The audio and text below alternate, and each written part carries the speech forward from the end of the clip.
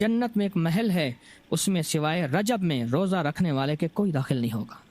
اور آپ نے فرمایا جنت میں ایک نہر ہے، اس نہر کا نام رجب ہے، اس کا پانی دودھ سے زیادہ سفید ہے اور برف سے زیادہ ٹھنڈا ہے اور شہد سے زیادہ میٹھا ہے، اور جو رجب میں چاہے ایک روزہ بھی رکھ لے اللہ اس نہر کا پانی اسے پلائے گا۔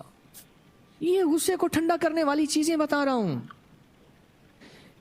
ابو درداء رضی اللہ تعالیٰ عنہ نبی کریم صلی اللہ تعالیٰ علیہ وسلم کا ارشاد، جو رجب میں ایک روزہ رکھے اور اس نے اپنی تمام عمر روزے رکھے، چاہے تمام عمر روزے رکھے اور شب بیداری کرے، اللہ کی عبادت گزاری، اگر اس نے رجب میں ایک روزہ رکھ لیا آسمان سے ندا کی جاتی ہے، اے اللہ کے ولی، امت عظمیٰ کی خوشخبری سن، موت کے وقت اس کو شربت پلایا جائے گا، جنت کا شربت پلایا جائے گا، وہ سیراب مرے گا، قبر میں سیراب حاصل ہوگا اور اس سے سیراب نکلے گا، قبر کی پیاس سختی سے بچ جائے گا، موت کی پیاس اور سختی سے بچ جائے گا۔ اور یہ فرمایا یہ کرامت صرف آقا کی امت کو ملی ہے۔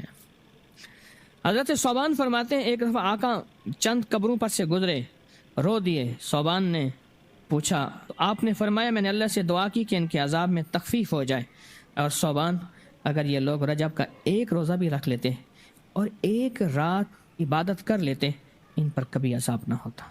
اور ایک رات سے مراد سے رات نہیں ہے، ساری رات یہ ابھی عبادت کر رہے ہیں، ہاں یہ نہیں ہے ساری رات، شام ڈھلتے ہی مغرب کے بعد رات ہو جاتی ہے رات کا کچھ حصہ، ابھی آج جیسے شب جمعہ میں ہے، رجب میں آج عبادت کر رہے ہیں، آپ کو خوش قسمتی مبارک ہو، عبادت کر رہے ہیں، ابھی مغرب پڑھی، ابھی ہم ذکر کریں گے، عبادت کریں گے، اللہ کا ذکر کریں گے، پھر عشاء پڑھیں گے، دعا مانگیں گے، یہی تو عبادت ہے۔ میں کہ اگر یہ لوگ رجب میں ایک روزہ بھی رکھ لیتے اور عبادت کر لیتے کسی رات کی، ایک رات کی، تو ان پر عذاب نہ ہوتا۔ میں نے عرض کیا یا رسول اللہ صلی اللہ علیہ وسلم، کیا صرف ایک روزہ اور ایک رات کی شب بیداری سے عذاب قبر نہ ہوگا؟ فرمایا ہاں، قسم ہے اس کی ذات کی جس کے قبضے میں میری جان ہے، کوئی مسلمان مرد ہو یا عورت ایسی نہیں رجب میں ایک روزہ بھی رکھ لے اور ایک رات کی شب بیداری کرے مگر اللہ اس کے لیے ایک سال کی عبادت لکھے گا جس میں اس نے روزہ رکھا اور شب بیداری، ایک سال وہ جس میں ساری رات جاگا اور سارا دن روزہ رکھا، اتنا ثواب ملے گا۔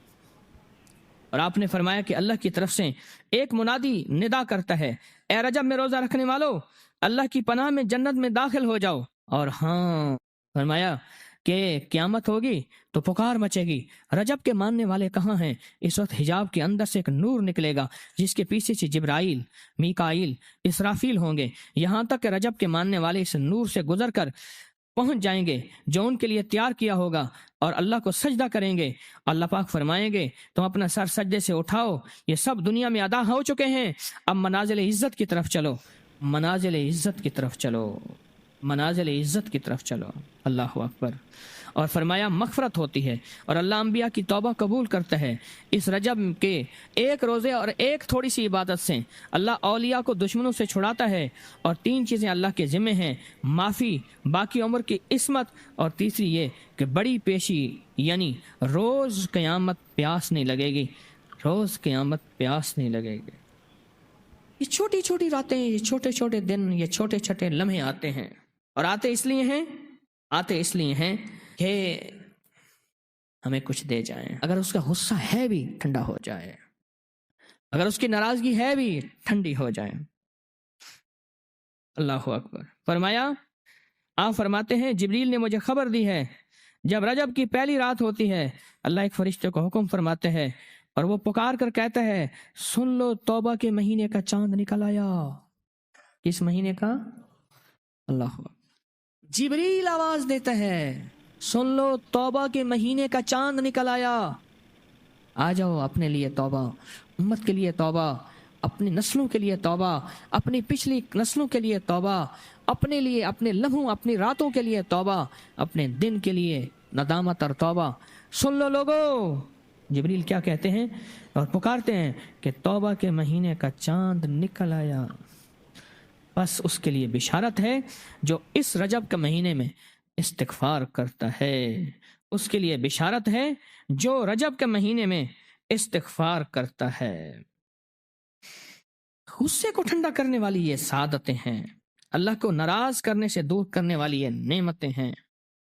عجیب بات بتاؤ، اور میں جو شخص یہ چاہتا ہے، یہ غور سے سنیے گا، جو شخص یہ چاہتا ہے اللہ اس کی نسلوں کو معذوری اور مجبوری سے بچائے، معذور ہو جائے، کسی بھی چیز سے معذور ہو جائے اور مجبور ہو جائے۔ میں نے آپ کو اپنی مجبوری کا قصہ سنایا تھا اس دن۔ معذوری اللہ مجبوری سے بچائے کہ بے بس ہو جائے، مجبور ہو جائے۔ اور جو شخص یہ چاہتا ہے کہ اس کے ماتھے پہ نصیب اور بخت اور مقدر اتنا لکھا ہوا ہو انسان بھی پڑھ سکے، یہ میری خوشخبری یاد رکھیے گا، اتنا واضح ہو انسان بھی پڑھ سکے، بخت، نصیب، مقدر، عزت، دولت۔ اور تیسری، جو شخص یہ چاہتا ہے اس کی پیشانی کبھی سجدوں سے محروم نہ رہے اور فرشتے اس کی پیشانی سونگ کر بتا دیں کہ یہ وہ لوگ بندہ ہے جس کے سجدے واقعی تھے، تو فرمایا وہ کبھی بھی زندگی میں کسی ایسی اللہ کے دوست کی محفل کو تلاش کرے جو لازم شب جمعہ میں ہو۔ اور یہ وہ ہے، اللہ کا دوست میرا مرشد ہے، میں ان کا غلام ہوں، اپنی نہیں کہہ رہا۔ شب جمعہ، یہ شب جمعہ جمعرات تسبیح خانے میں، اور پھر تسبیح خانے میں دعا ہوتی ہے، تھوڑی دیر کی یہ محفل ہوتی ہے۔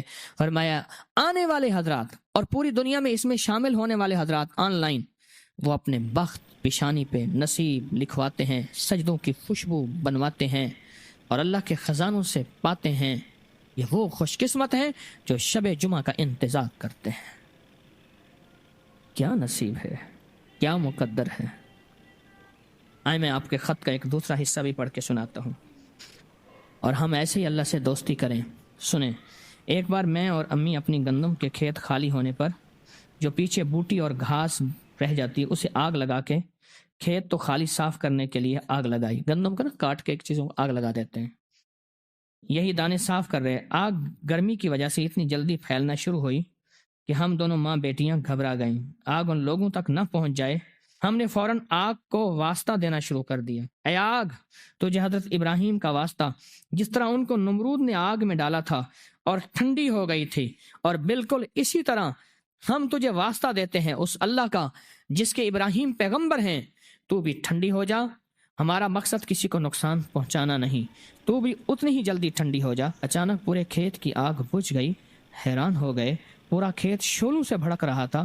رحمت جوبن پہ آئی اور پریشانی ختم ہو گئی۔ لوگوں کو اپکری یوٹیوب چینل ہر وقت سبسکرائب کرائیں، آپ دوسروں کے لیے صدقہ جاریہ بنیں گے، اللہ پہلے آپ کی مصیبت ٹالے گا۔